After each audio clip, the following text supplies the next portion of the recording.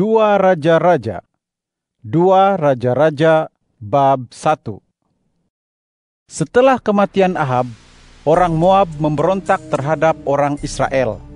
Pada suatu ketika, Ahazia terjatuh menerusi kisi-kisi bilik di tingkat atas istananya di Samaria sehingga dia terluka. Dikirimnya beberapa orang utusan dengan pesanan, "Pergilah, carilah petunjuk daripada Baal-zebub, Tuhan di Ekron. Sama ada aku akan sembuh daripada penyakit ini." Tetapi sementara itu, malaikat Tuhan bersabda kepada Elia, orang Tisbe itu, "Pergilah segera, temui para utusan Raja Samaria, dan katakan kepada mereka, tidak adakah Allah di Israel, sehingga kamu pergi mencari petunjuk Baal-zebub, Tuhan Ekron? Oleh sebab itu, beginilah firman Tuhan, engkau tidak akan turun lagi dari ranjang tempat engkau berbaring itu, engkau pasti mati." Lalu Elia beredar dari situ. Sekembalinya para utusan itu kepada raja, bertanyalah raja kepada mereka, "Mengapakah kamu kembali?" Jawab mereka kepadanya, "Seorang datang menemui kami dan berkata kepada kami, pulanglah kembali kepada raja yang mengutus kamu, dan katakanlah kepadanya, beginilah firman Tuhan, tidak adakah Allah di Israel, sehingga engkau menyuruh orang mencari daripada petunjuk Baal-zebub, Tuhan Ekron? Oleh sebab itu, engkau tidak akan turun lagi dari ranjang tempat engkau berbaring itu, engkau pasti mati."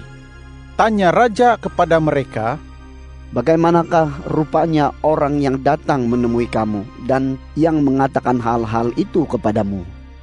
Jawab mereka kepadanya, "Orang itu mengenakan pakaian bulu, dan pada pinggangnya diikatkan sabuk kulit." Kata raja, "Itu Elia orang Tisbe." Kemudian raja mengutus pemimpin pasukan 50 dengan kesemua 50 orang anak buahnya untuk menemui Elia. Ketika pemimpin itu naik menemui Elia, tampak dia sedang duduk di atas puncak gunung. Kata pemimpin itu kepadanya, "Wahai hamba Allah, Raja bertita, turunlah." Jawab Elia kepada pemimpin pasukan 50 itu, "Kalau aku memang hamba Allah, biarlah api turun dari langit melahap engkau dengan kesemua 50 orang anak buahmu." Maka turunlah api dari langit, melahap dia dengan kesemua 50 orang anak buahnya. Sekali lagi, raja mengutus kepadanya pemimpin pasukan 50 yang lain dengan kesemua 50 orang anak buahnya. Pemimpin itu berkata kepadanya, "Wahai hamba Allah, beginilah titah raja, turunlah segera." Jawab Elia kepada mereka, "Kalau aku memang hamba Allah, biarlah api turun dari langit melahap engkau dengan kesemua 50 orang anak buahmu."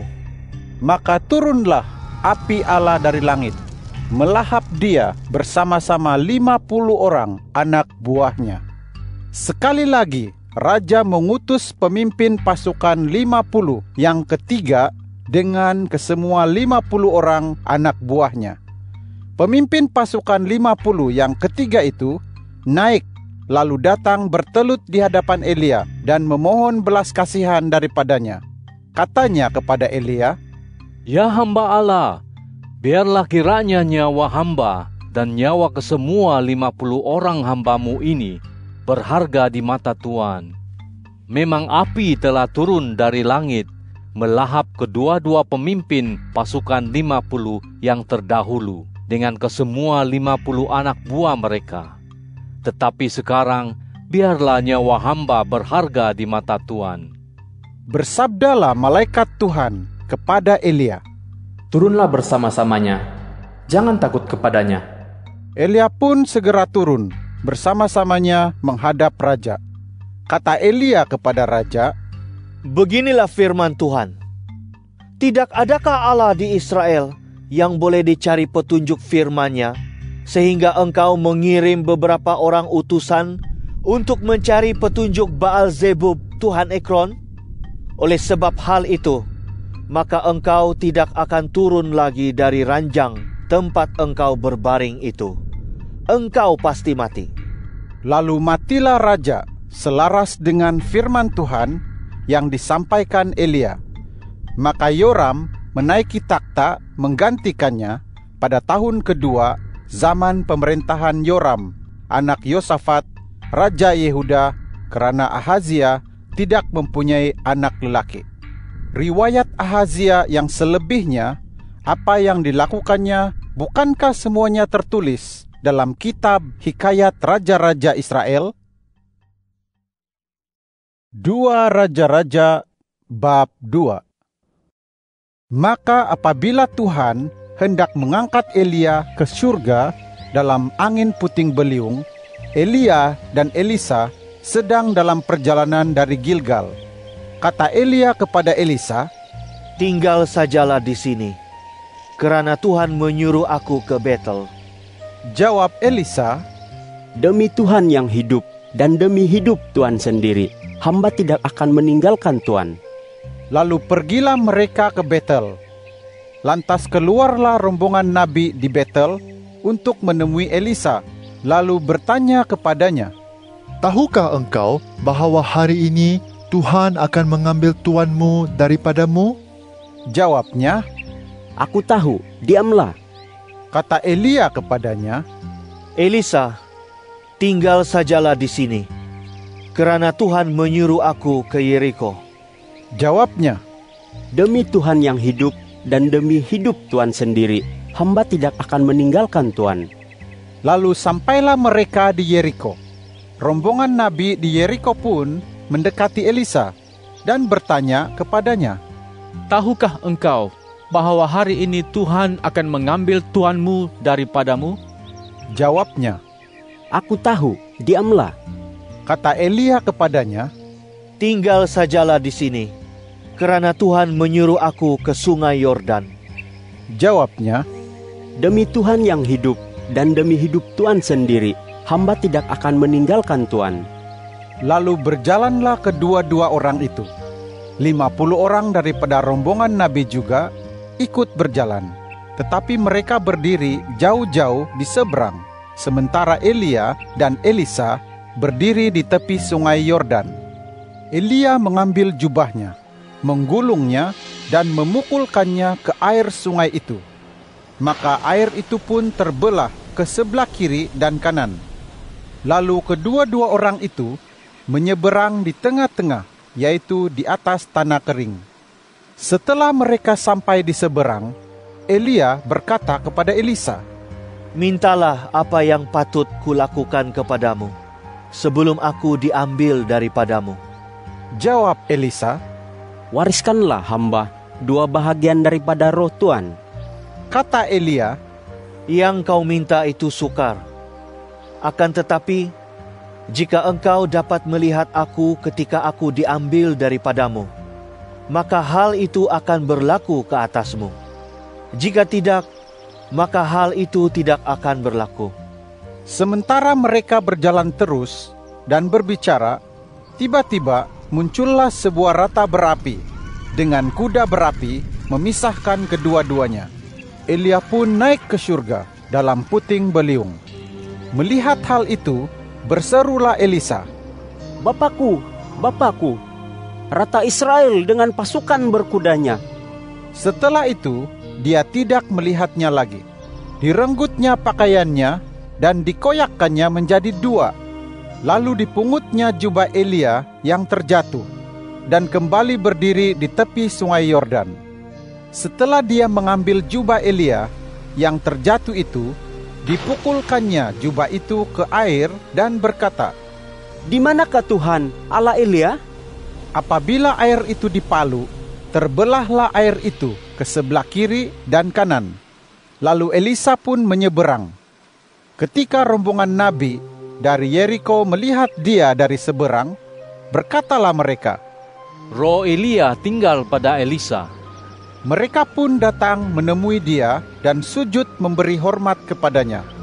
Kata mereka kepada Elisa, "Lihat, ada 50 orang lelaki yang kuat dalam kalangan hambamu ini. Suruhlah mereka pergi mencari tuanmu. Jangan-jangan roh Tuhan mengangkat dia lalu mencampakkannya ke sesuatu gunung atau lembah. Kata Elisa, Jangan suruh mereka pergi. akan tetapi mereka mendesak dia sampai dia berasa malu untuk menolaknya. Lalu katanya, Suruhlah mereka pergi. maka mereka mengutus 50 orang untuk mencari Elia. Namun demikian, setelah 3 hari lamanya mereka mencari, mereka tidak juga menemukannya. Sekembalinya mereka kepada Elisa yang masih tinggal di Yeriko, berkatalah dia kepada mereka, Bukankah sudah kukatakan kepadamu, jangan pergi? Tidak lama kemudian, penduduk kota Yeriko berkata kepada Elisa, Lihat, letaknya kota ini baik, seperti yang tuanku lihat. Namun demikian, airnya tidak baik, dan tanahnya pun tidak subur. Kata Elisa, Ambilkan aku sebuah mangkuk baru, dan bubulah garam ke dalamnya. lalu mereka membawa mangkuk itu kepadanya.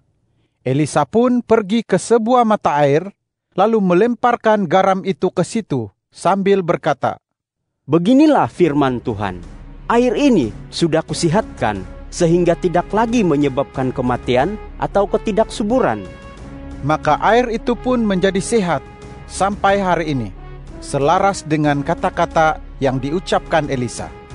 Dari sana, Elisa pergi ke Betel. Sewaktu dia mendaki jalan, sekelompok kanak-kanak keluar dari dalam kota dan mengolok-olokkan dia dengan berkata, Naiklah wahai gondol, naiklah wahai gondol. Dia pun berpaling ke belakang. Dipandangnya mereka, lalu dikutuknya mereka dengan nama Tuhan. Maka keluarlah 2 ekor beruang betina dari dalam hutan dan mencabik-cabik 42 orang kanak-kanak daripada antara mereka. Kemudian Elisa meneruskan perjalanan ke Gunung Karmel, dan dari situ dia kembali ke Samaria. 2 Raja-Raja bab 3. Yoram anak Ahab menaiki takhta atas Israel di Samaria pada tahun ke-18 zaman pemerintahan Yosafat, Raja Yehuda. Dia bertakhta selama 12 tahun. Dia melakukan apa yang jahat di mata Tuhan, tetapi tidak seperti ayah dan ibunya. Dia menyingkirkan tiang berhala Baal yang dibuat oleh ayahnya. Namun begitu, dia berpaut pada dosa-dosa Yerobeam, anak Nebat, yang menyebabkan orang Israel turut berdosa. Dia tidak menjauhkan diri daripada dosa-dosa itu. Mesa, Raja Moab, seorang penternak domba.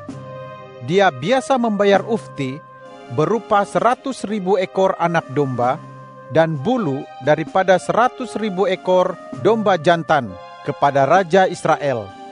Tetapi sesudah Ahab mati, Raja Moab memberontak menentang Raja Israel. Maka pada waktu itu Raja Yoram keluar dari Samaria dan mengerahkan semua orang Israel. Dikirimnya pula utusan menemui Yosafat, Raja Yehuda, dengan pesan, Raja Moab memberontak menentang aku. Mahukah Tuan pergi menyertai aku untuk berperang melawan Moab? Jawabnya, Aku akan pergi. Aku ini sehati denganmu, rakyatku dengan rakyatmu, dan kuda-kudaku dengan kuda-kudamu. Lalu dia bertanya, Kita akan pergi melalui jalan mana? Jawabnya, Melalui gurun Edom. Maka pergilah Raja Israel bersama dengan Raja Yehuda dan Raja Edom. Akan tetapi, setelah berkeliling selama 7 hari perjalanan, tidak ada lagi air untuk pasukan serta binatang-binatang yang mengikuti mereka. Kata Raja Israel, Aduh, Tuhan telah mengumpulkan kita, 3 orang raja, untuk diserahkan ke dalam tangan orang Moab. Tetapi Yosafat bertanya, Tidak adakah di sini seorang nabi Tuhan, supaya kita dapat mencari petunjuk daripada Tuhan dengan perantaraannya? Seorang pegawai Raja Israel menjawab, Di sini ada Elisa anak Safat, yang dahulu berkhidmat kepada Elia. Kata Yosafat, Firman Tuhan ada padanya. Kemudian pergilah Raja Israel bersama Yosafat dan Raja Edom mendapatkan Elisa. Kata Elisa kepada Raja Israel, "Apakah urusanku denganmu? Pergilah kepada para nabi ayahmu dan ibumu." Tetapi kata Raja Israel kepadanya, "Jangan begitu. Tuhan telah mengumpulkan kami, 3 orang raja ini, untuk diserahkan ke dalam tangan orang Moab." Kata Elisa, "Demi Tuhan alam semesta, yang hidup dan yang kepadanya aku mengabdikan diri. Jika aku tidak menghormati Yosafat, Raja Yehuda, maka aku tidak sudi memandang atau melihat engkau. Sekarang, jemputlah seorang pendendang bagiku." Pada waktu pendendang itu bermain kecapi, turunlah kuasa Tuhan ke atas Elisa. Lalu berkatalah dia, "Beginilah firman Tuhan, penuhkanlah lembah ini dengan parit. Kerana beginilah firman Tuhan, kamu tidak akan melihat angin ataupun hujan, tetapi lembah ini akan dipenuhi air, sehingga kamu, ternakanmu, dan binatangmu dapat minum. Itu hanyalah perkara ringan di mata Tuhan. Dia juga akan menyerahkan orang Moab ke dalam tanganmu. Kamu akan mengalahkan semua kota berkubu, juga semua kota pilihan. Kamu akan menumbangkan semua pokok yang baik, menutup semua mata air, dan merosakkan semua ladang yang baik dengan batu." Pada pagi esok, kira-kira pada waktu orang mempersembahkan persembahan bahan makanan, tiba-tiba datanglah air dari arah Edom, sehingga negeri itu dipenuhi air. Semua orang Moab sudah mendengar bahwa ketiga-tiga raja itu datang untuk memerangi mereka. Maka dikerahkanlah semua orang yang dapat menggunakan senjata, baik tua ataupun muda, lalu ditempatkanlah mereka di perbatasan. Ketika orang Moab itu bangun pagi-pagi lagi, permukaan air di hadapan mereka yang terkena sinar matahari kelihatan seolah-olah merah, seperti darah. Lalu kata mereka, "Itu darah. Pasti raja-raja itu saling membunuh. Yang satu menghentam yang lain. Sekarang, ayo kita menjarah, wahai orang Moab." Akan tetapi, ketika mereka sampai di perkemahan orang Israel, mereka langsung diserang oleh orang Israel, sehingga mereka lari dari hadapan orang Israel itu. Kemudian, orang Israel menerobos masuk ke negeri Moab, serta membantai orang Moab. Mereka meruntuhkan kota-kota yang ada, dan setiap orang melempar batu atas ke semua ladang yang baik, sehingga ladang-ladang itu tertutup. Mereka menutup semua mata air dan menumbangkan semua pokok yang baik, sampai hanya Kir Hareset sahaja yang tertinggal dengan tembok batunya. Namun demikian, akhirnya kota ini pun dikepung dan diserang oleh para pengendali alat tarbil. Ketika Raja Moab melihat bahwa peperangan itu terlalu berat baginya, dia mengambil 700 orang penyandang pedang untuk menerobos ke arah Raja Edom, tetapi tidak berhasil. Lalu Raja Moab mengambil anak sulungnya yang akan menaiki takhta menggantikannya dan mempersembahkannya di atas pagar tembok sebagai korban bakaran. Maka kemarahan yang sebegitu besar melanda orang Israel, sehingga mereka mundur, meninggalkan dia, dan pulang ke negeri mereka. 2 Raja-Raja bab 4. Lalu salah seorang istri daripada rombongan Nabi mengadu kepada Elisa, demikian, "Hambamu, yaitu suamiku, sudah meninggal. Tuan tahu betapa dahulunya memang hambamu itu seorang yang takut kepada Tuhan. Tetapi sekarang si pemiutang datang untuk mengambil kedua-dua orang anakku untuk dijadikan abdinya." Kata Elisa kepadanya, "Apakah yang dapat kulakukan untukmu? Beritahu aku apa yang kau miliki di rumah." Jawabnya, "Hambamu ini tidak memiliki apa-apa di rumah, kecuali sebuah kendi berisi minyak." Kata Elisa, "Pergilah, mintalah bejana-bejana kosong daripada semua tetanggamu. Mintalah sebanyak yang mungkin, jangan sedikit. Setelah itu, masuklah, tutuplah pintu sesudah engkau dan anak-anakmu masuk. Lalu tuangkanlah minyak itu ke dalam semua bejana itu, ketepikan mana-mana yang penuh. Maka pergilah wanita itu meninggalkan dia, kemudian menutup pintu sesudah dia dan anak-anaknya masuk. Anak-anaknya mendekatkan bejana-bejana itu kepadanya, sementara dia terus menuang. Ketika bejana-bejana itu telah penuh, berkatalah dia kepada anaknya, "Bawa bejana yang lain." Tetapi anaknya menjawab, "Tidak ada bejana lagi." Lalu minyak itu pun berhenti mengalir. Maka wanita itu pun pergi memberitahukan hal itu kepada hamba Allah. Kata Elisa, "Pergilah, jualkanlah minyak itu, dan lunaskanlah hutangmu. Engkau dan anak-anakmu dapat hidup dengan bakinya." Pada suatu hari, Elisa pergi ke Sunem. Di sana ada seorang perempuan kaya yang mendesak dia agar singgah untuk makan. Jadi, setiap kali Elisa pergi, dia singgah di sana untuk makan. Kemudian, kata perempuan itu kepada suaminya, "Dengarlah, aku tahu bahwa orang yang selalu singgah di tempat kita itu seorang hamba Allah yang kudus. Sebaiknya kita buat sebuah bilik atas yang kecil dan berdinding. Lalu kita letak di dalamnya tempat tidur, meja, kerusi, serta kandil.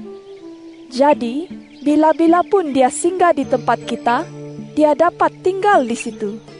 Pada suatu hari, Elisa datang ke sana. Dia masuk ke bilik atas itu dan berbaring di situ. Lalu katanya kepada Gehazi, pembantunya, "Panggillah perempuan Sunem itu." Gehazi pun memanggilnya. Lalu perempuan itu berdiri di hadapannya.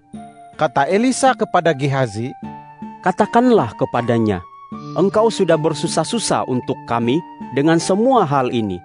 Apakah yang dapat kulakukan untukmu? Adakah yang dapat kusampaikan tentang engkau kepada raja atau kepada panglima tentara?" Jawab perempuan itu, "Aku ini tinggal di tengah-tengah kaumku sendiri." Setelah itu, Elisa bertanya, "Apakah yang dapat kulakukan untuknya?" Jawab Gehazi, "Sesungguhnya dia tidak mempunyai anak, manakala suaminya sudah tua." Kata Elisa, "Panggillah dia." Gehazi memanggilnya, lalu perempuan itu berdiri di pintu. Kata Elisa, "Tahun depan, pada waktu seperti ini juga, engkau akan menggendong seorang anak lelaki." Jawab perempuan itu, "Ya Tuanku hamba Allah, janganlah Tuan berdusta kepada hamba-Mu ini." Tetapi kemudian perempuan itu mengandung, lalu melahirkan seorang anak lelaki pada waktu yang sama pada tahun berikutnya, seperti yang dikatakan Elisa kepadanya. Anak itu pun menjadi besar. Pada suatu hari, dia keluar mendapatkan ayahnya yang berada dalam kalangan yang sedang menuai. Tiba-tiba, dia berkata kepada ayahnya, "Aduh, kepalaku, kepalaku." Kata ayahnya kepada seorang pembantunya, "Angkatlah dia kepada ibunya." Lalu dia mengangkatnya dan membawanya kepada ibunya. Anak itu duduk di pangkuan ibunya sampai tengah hari, lalu mati.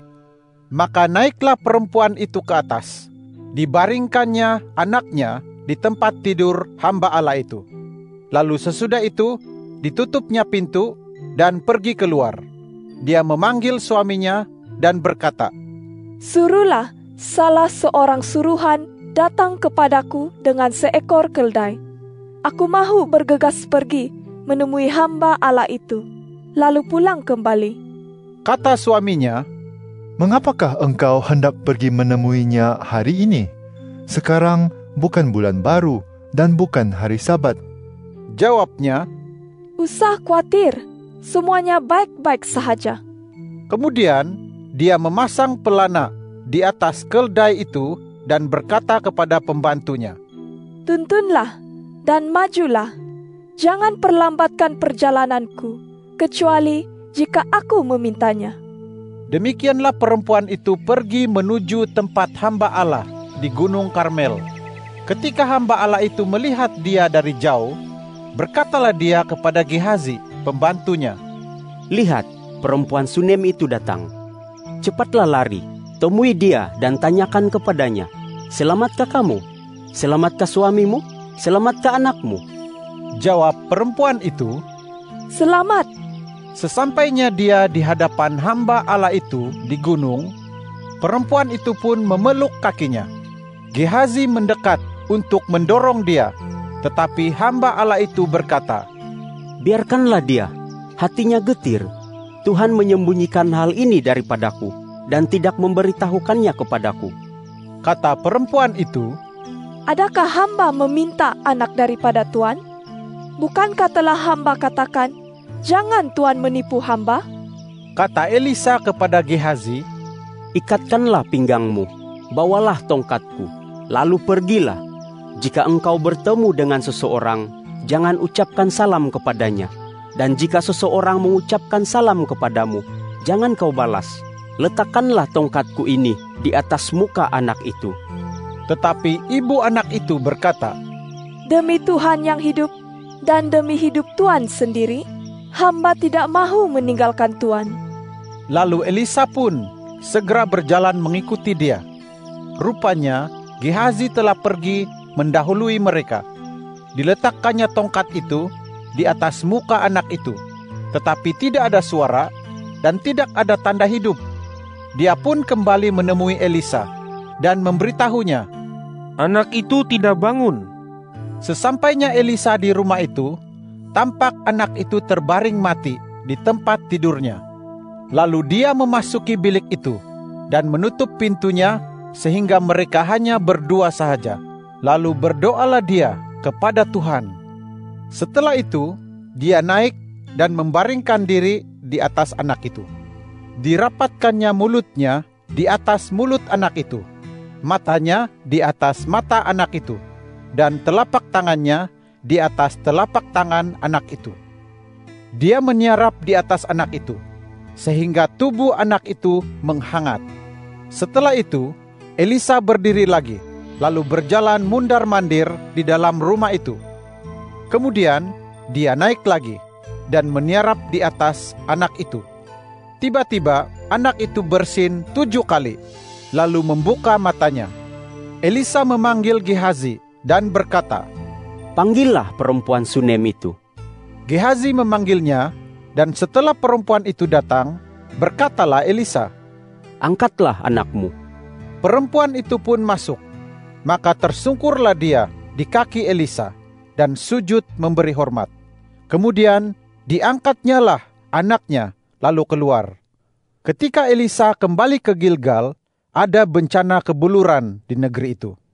Suatu ketika, sementara rombongan nabi duduk di hadapannya, dia berkata kepada pembantunya, "Jerangkanlah kuali besar dan olalah suatu masakan untuk rombongan nabi ini." Kemudian, seorang daripada mereka keluar ke ladang untuk memetik sayur-sayuran. Dia menemukan sulur-suluran liar, lalu dipetiknya daripada tanaman itu labu liar, serangkul penuh di dalam pakaiannya. Setelah pulang, dia menghiris-hiris tanaman itu dan memasukkannya ke dalam kuali tadi, tanpa mengetahui sayur apa itu. Kemudian, masakan tadi dicedoknya untuk dimakan oleh rombongan nabi itu. Tetapi pada waktu mereka memakan masakan itu, berteriaklah mereka dan berkata, "Ada maut di dalam kuali ini, ya hamba Allah." Mereka tidak dapat memakannya. Kata Elisa, "Ambillah tepung." Dilemparkannya tepung itu ke dalam kuali, lalu berkata, "Hidangkanlah kepada mereka untuk dimakan." Maka tidak ada lagi sesuatu yang berbahaya di dalam kuali itu. Seorang lelaki datang dari Baal Salisa dengan membawa bagi hamba Allah 20 buku roti daripada hasil bali pertama, serta gandum baru di dalam karungnya. Kata Elisa, "Berikanlah kepada orang itu untuk mereka makan." Tetapi pembantunya berkata, "Bagaimanakah mungkin ini disajikan untuk 100 orang?" Kata Elisa, "Berikanlah kepada orang itu untuk mereka makan, karena beginilah firman Tuhan. Makanan itu akan cukup bagi mereka, bahkan akan ada sisanya." Kemudian disajikannya makanan itu di depan mereka. Mereka pun makan, dan ada sisanya, selaras dengan firman Tuhan.